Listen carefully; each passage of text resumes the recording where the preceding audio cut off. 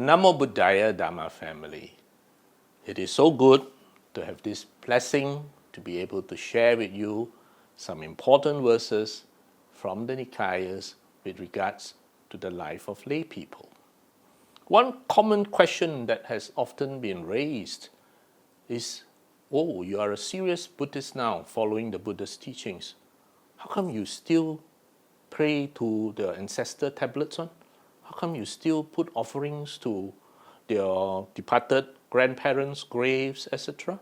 How come your house still got Tin San and Deiji one? The kitchen gods, the land god, and the sky gods, if you must translate those words literally into English. Well, let me here read a reading from Anguttara Nikaya 4.61 to you, and you will perhaps understand this better. Here the Buddha is teaching us, wealth should be used for dependence and for overcoming misfortune, for giving lofty donations and making 5 offerings to kin, guests, and the departed, and to kings and gods. I read 5 again. 5 offerings with the wealth that you have earned to kin, guests, and the departed, and also to kings and the gods. This has been recommended by the virtuous who live spiritually. Now, let us take a look at this. What does it teach us? What did the Buddha teach us? Wealth should be used for dependence. And that, of course, is quite clear to every one of you. With the righteous wealth that you have earned, we need to use that wealth to support our family, our wife, our children, and of course our parents. It is also used for overcoming misfortune. Always keep 1/4 of the wealth for a rainy day. Always keep it as an emergency fund because misfortunes can happen anytime. Life is unpredictable. Samsara never fails to disappoint. And for giving lofty donations. Now, as good Dhamma family, we try our very best to support those in need. Those in need can be of any spiritual inclination. If they are genuinely in need, we would like to help. Now, here are 5 offerings that the Buddha mentioned. To kin, your relatives, your good friends. These kin are ones who are dear to us, precious to us. Of course, we would like to have a meal with them, to take them out, to make their lives more comfortable, to support them education-wise, or just in times of disasters or in times of need. For guests, and very important, it also says, the departed. The Buddha has told us, offerings to the departed. So, it is 1, a form of respect. 2, it is honoring them. And 3, if they are in a realm, for example, in the Pieta or Hungry Ghost realm, then our offerings of food, for example, will be helpful. Other than that, we can dedicate merits to them, done in their name on their behalf, to which they can rejoice when invited and benefit from it. So, as lay people following the Buddha Dhamma, by all means, keep your ancestral tablets at home. Keep going on Qingming to pay respect, to honor your ancestors. Never forget, we stand on their shoulders. Never forget, we are what we are today because of their sacrifices. At the very least, we honor their memory.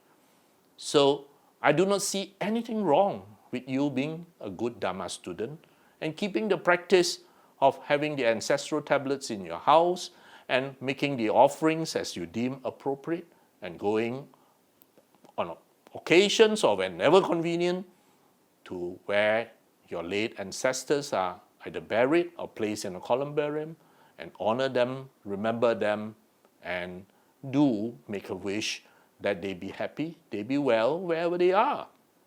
And the offerings also goes to kings. What do we mean by going to kings? Well, today the modern equivalent is please pay your income tax. And that is what is meant in the old days in offerings to kings. Today, that is, do pay your income tax as a good citizen. And finally, offerings to the gods. The Buddha never told us to abandon the whole lot of them when we walk this path. In many suttas, the Buddha is recorded as having teaching or taught the devas, which will be called gods in many cultures. And of course, for those of us who are Chinese, the land god, the kitchen god, the sky god are among the gods that are very popular in our culture. And here, there is absolutely nothing wrong in honoring them and making an offerings to them. And in the Ratana Sutta, for which many of you are familiar, it also states that these people regularly make offerings to the gods or the devas, and that these devas in turn will protect, will help the lay supporters, the lay people to the best of their ability. So I would like to share here that we must not live with this myth that learning the Buddha Dhamma, walking the Buddha's path means abandoning your own culture. There is no need to. Much of what we have in our culture is wholesome. Chinese New Year, we teach our young to offer tea.